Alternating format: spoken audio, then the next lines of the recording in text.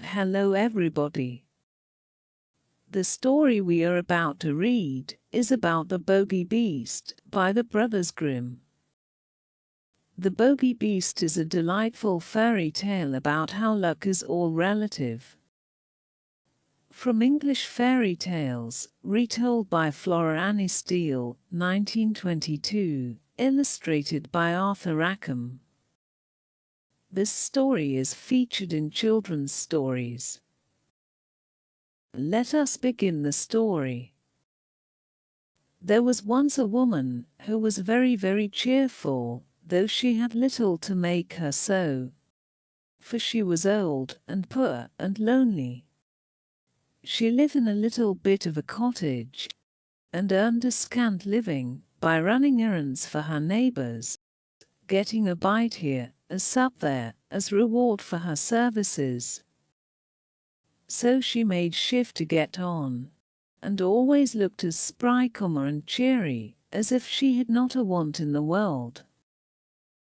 Now one summer evening, as she was trotting, full of smiles as ever, along the high road to her hovel, what should she see but a big black pot lying in the ditch?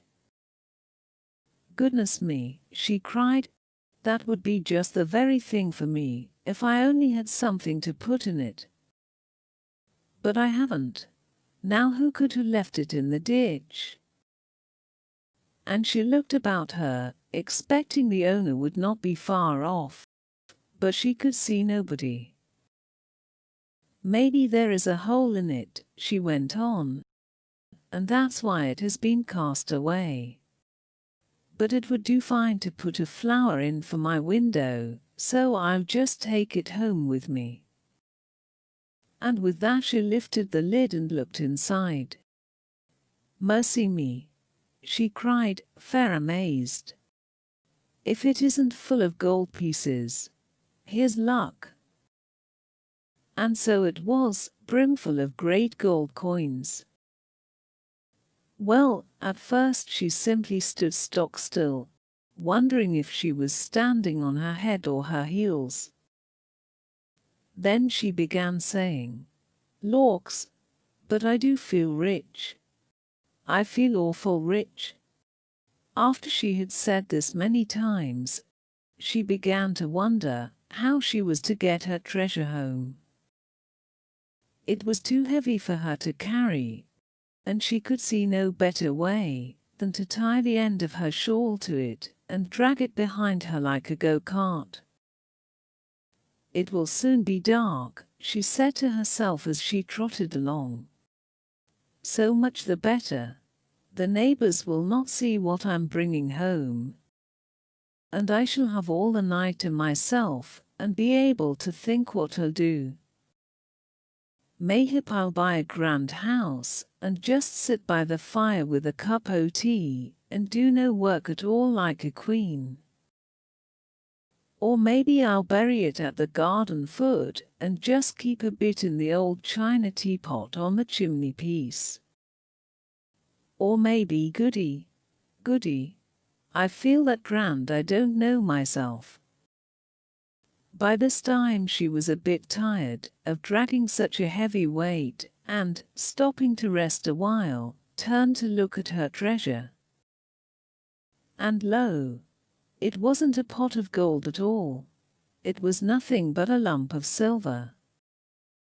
She stared at it, and rubbed her eyes, and stared at it again.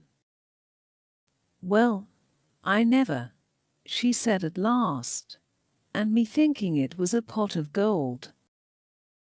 I must have been dreaming. But this is luck. Silver is far less trouble, easier to mind, and not so easy stolen. Them gold pieces would have been the death o' me, and with this great lump of silver." So she went off again, planning what she would do, and feeling as rich, until, becoming a bit tired again, she stopped to rest, and gave a look round to see if her treasure was safe, and she saw nothing but a great lump of iron. "Well, I never," says she again. and I'm mistaking it for silver. I must have been dreaming. But this is luck. It's real convenient. I can get penny pieces for old iron. And penny pieces are a deal handier for me than your gold and silver. Why, I should never have slept a wink for fear of being robbed. But a penny piece comes in useful, and I shall sell that iron for a lot, and be real rich, rolling rich. So on she trotted, full of plans as to how she would spend her penny pieces, till once more she stopped to rest, and looked round to see her treasure was safe. And this time she saw nothing but a big stone. "Well, I never!" she cried, full of smiles. "And to think I mistook it for iron! I must have been dreaming. But here's luck indeed, and me wanting a stone terrible bad to stick open the gate. Eh my, but it's a change for the better. It's a fine thing to have good luck." So, all in a hurry to see how the stone would keep the gate open, she trotted off down the hill till she came to her own cottage. She unlatched the gate, and then turned to unfasten her shawl from the stone, which lay on the path behind her. Aye, it was a stone sure enough. There was plenty light to see it lying there, douce and peaceable as a stone should. So she bent over it to unfasten the shawl end, when oh my!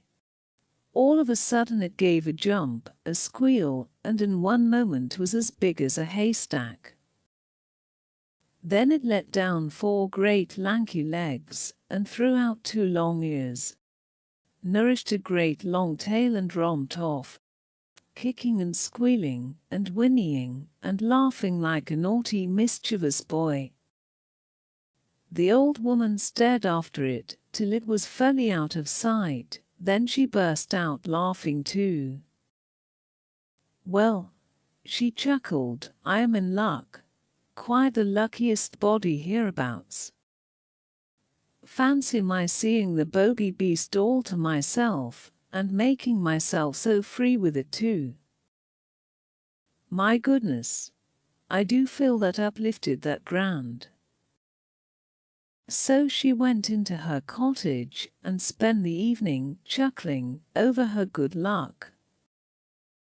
And that is the tale of the Bogey-Beast. The end. If you enjoyed that story, you might enjoy other stories for children that is featured in our collections, Halloween Stories for Children and Children's Stories. I hope you enjoyed reading with me. Until next time, goodbye.